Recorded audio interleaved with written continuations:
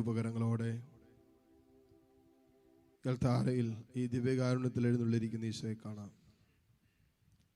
ആരാധനയ്ക്ക് യോഗ്യനായ കർത്താവ്, സങ്കീർത്തകൻ പറഞ്ഞതുപോലെ എല്ലാ മഹത്വത്തിനും എല്ലാ സ്തുതിക്കും യോഗ്യനായ ദൈവം ഈ അൽത്താരയിലുണ്ട്.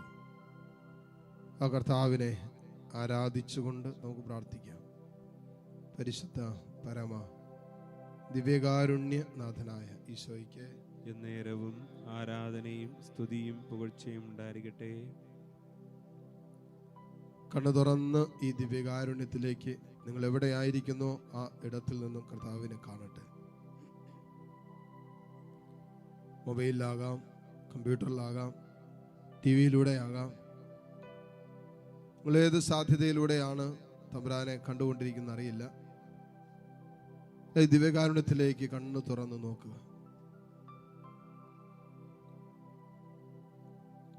സങ്കീർത്തനം 34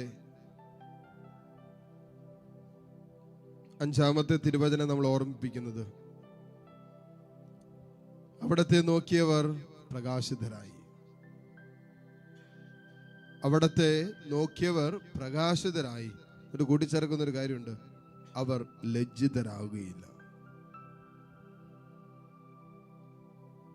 കർത്താവിനെ നോക്കിയവർ പ്രകാശിതരായി, അവർ ലജ്ജിതരാവുകയില്ല.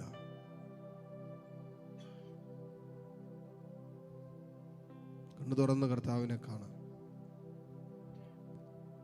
തമ്പുരാനിലേക്ക് നോക്കിയിരിക്കുന്നത് പോലും, ഈ ദിവ്യകാരുണ്യത്തിലേക്ക് നോക്കിയിരിക്കുന്നത് പോലും നമുക്ക് സമ്മാനിക്കുന്നത് സ്നേഹത്തിന്റെയും സമാധാനത്തിന്റെയും ആനന്ദത്തിന്റെയും വിശുദ്ധിയുടെയും പ്രേരണകളല്ലേ?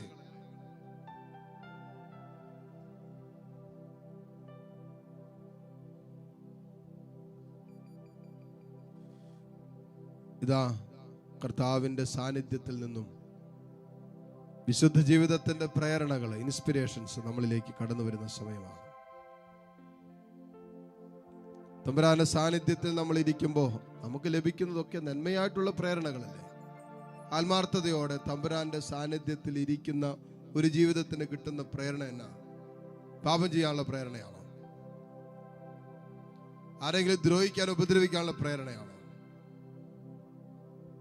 ആർക്കെങ്കിലും ഇതിനെ പ്രതികാരം ചെയ്യാനുള്ള ചിന്തയാണോ? ആരുടെങ്കിലും വെറുപ്പ് സൂക്ഷിക്കാനുള്ള ചിന്തയാണോ? ഇല്ല, ഒരിക്കലും ഇല്ല.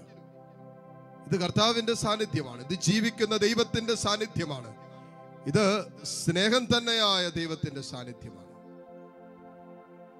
ഈ കർത്താവിന് പാപത്തിന്റെ പ്രേരണകൾ തരാൻ പറ്റില്ല. ക്ഷമിക്കാതിരിക്കാനും വിട്ടുകൊടുക്കാതിരിക്കാനും എളിമപ്പെടാതിരിക്കാനുള്ള പ്രേരണകള് ഈശോയ്ക്ക് തരാൻ പറ്റില്ല. കാരണം ഈശോ എളിമപ്പെട്ടവനാണ്, ഈശോ സ്നേഹിച്ചവനാണ്, ഈശോ കാൽവരിയോളം സഹിച്ചവനാണ്.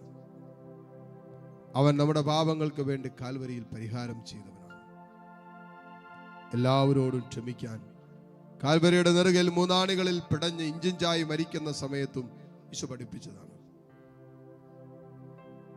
അതുകൊണ്ട് ഈ ദിവ്യകാരുണ്യത്തിന്റെ സാന്നിധ്യത്തിൽ ഇരിക്കുമ്പോൾ നമുക്ക് കിട്ടുന്നത് വല്ലാത്തൊരു സ്നേഹത്തിന്റെ തലോടലാണ്.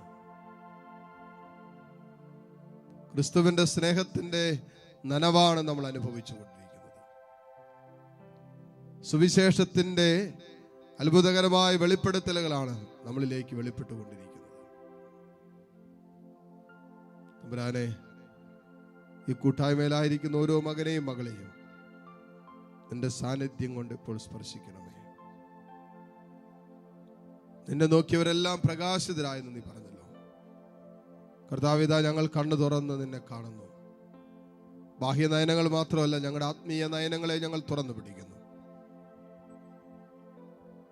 തമ്പുരാനെ, ഞങ്ങൾ സഞ്ചരിക്കുന്ന വഴി കൂരിരുട്ടിന്റെ വഴിയാണ്, ഒന്നും കാണത്തില്ല, തപ്പിത്തടഞ്ഞ നടക്കുന്നത്. ഞങ്ങളുടെ ജീവിതമൊക്കെ അങ്ങനെയാ.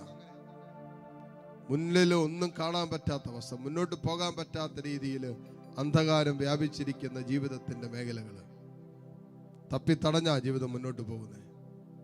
പലപ്പോഴും തട്ടി വീഴുന്നുണ്ട്, പലപ്പോഴും ഇടറിപ്പോകുന്നുണ്ട്. കാരണം ഒന്നും കാണത്തില്ല. അന്ധത ഞങ്ങളുടെ കണ്ണുകളെ, ഞങ്ങളുടെ ആത്മീയ നയനങ്ങളെ അന്ധത ബാധിച്ചു.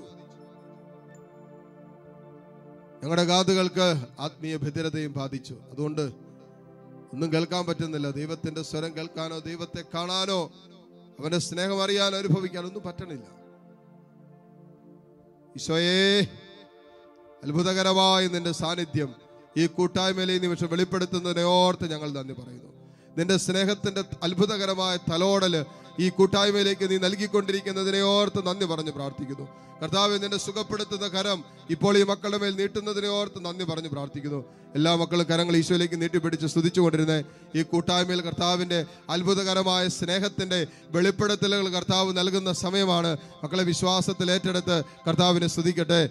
Hallelujah, hallelujah, hallelujah. ഓ കർത്താവേ, നിന്റെ സ്നേഹ സാന്നിധ്യത്തിന് ഞങ്ങൾ നന്ദി പറയുന്നു. അത്ഭുതകരമായി മക്കളെ സ്പർശിക്കുന്ന നിന്റെ സ്നേഹത്തിന് നന്ദി പറഞ്ഞ് പ്രാർത്ഥിക്കുന്നു. കർത്താവേ, മുറിച്ചു മാറ്റേണ്ടതെല്ലാം മുറിച്ചു മാറ്റാൻ തക്ക വിധത്തിൽ നിന്റെ സ്നേഹത്താൽ ഈ മക്കളെ വീണ്ടെടുക്കണമേ എന്ന് പ്രാർത്ഥിക്കുന്നു. Hallelujah, hallelujah, hallelujah, hallelujah. യേശുവേ, ആരാധന, ആരാധന, ആരാധന, ആരാധന. Hallelujah, hallelujah, hallelujah. യേശുവേ, ആരാധന, ആരാധന, ആരാധന, ആരാധന, ആരാധന. ഹല്ലേലൂയ, ഹല്ലേലൂയ,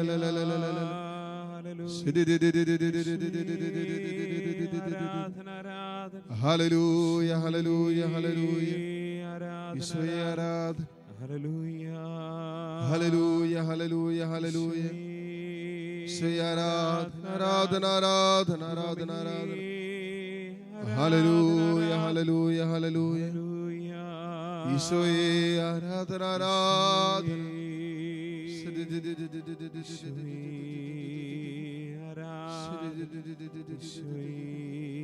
ആരാധന, ആരാധന.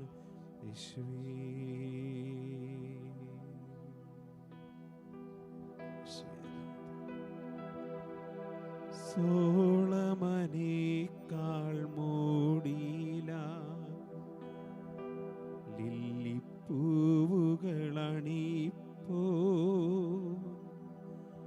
സോളമനേക്കാൾ മൂടിയില ലില്ലിപ്പൂവുകളണിപ്പോ, നിന്നെ കരുതി നിനച്ചിടുമേ, പിന്നെ നിനക്കെന്താശങ്ക. ആമേൻ. നിന്നെ കരുതി നിനച്ചിടുമേ, പിന്നെ നിനക്കെന്താശങ്ക. മുട്ടുകുത്താൻ സാധിക്കുന്ന എല്ലാ മക്കളെയും നിമിഷം മുട്ടുകുത്തുന്നു. കർത്താവിന്റെ ജീവിക്കുന്ന സാന്നിധ്യമായിരുന്നു ഈ നിമിഷങ്ങളൊക്കെ നമ്മൾ അനുഭവിച്ചുകൊണ്ടിരുന്നത്. അതോടൊപ്പം നിങ്ങളുടെ ഓരോരുത്തരുടെ വ്യക്തിപരമായ നിയോഗങ്ങളെയും കർത്താവിന്റെ സന്നിധിയിലേക്ക് ഈ നിമിഷം ഉയർത്തിപ്പിടിക്കാം. കരങ്ങൾ ഈശോയിലേക്ക് നീട്ടിപ്പിടിക്കുമ്പോൾ നിങ്ങളുടെ വേദനകളെ, നിങ്ങളുടെ സങ്കടങ്ങളെല്ലാം കർത്താവിന്റെ സന്നിധിയിലേക്ക് ഉയർത്തുക. ദിവികാരുടെ ഈശോ നമ്മളെ ആശീർവദിക്കാൻ ഒരുങ്ങുന്ന സമയമാണ്. കർത്താവിന് നന്ദി പറഞ്ഞ് നമുക്ക് ഈ നിമിഷം പ്രാർത്ഥിക്കാം. ഈ ആശീർവാദത്തിന്റെ സമയത്തും ഹൃദയം കൊണ്ട് നന്ദി പറഞ്ഞ് നമുക്ക് പ്രാർത്ഥിക്കാം. താഴ്ന്ന സ്വരത്തിൽ ഈശോയെ സ്തുതിച്ച് പ്രാർത്ഥിച്ചുകൊണ്ട് ഈശോയുടെ ആശീർവാദം നമുക്കിപ്പോൾ സ്വീകരിക്കാം. Hallelujah, hallelujah, hallelujah. ആരാധന, ആരാധന. Hallelujah, hallelujah. യേശുവേ, ആരാധന, ആരാധന. Hallelujah, hallelujah. ഈശോയെ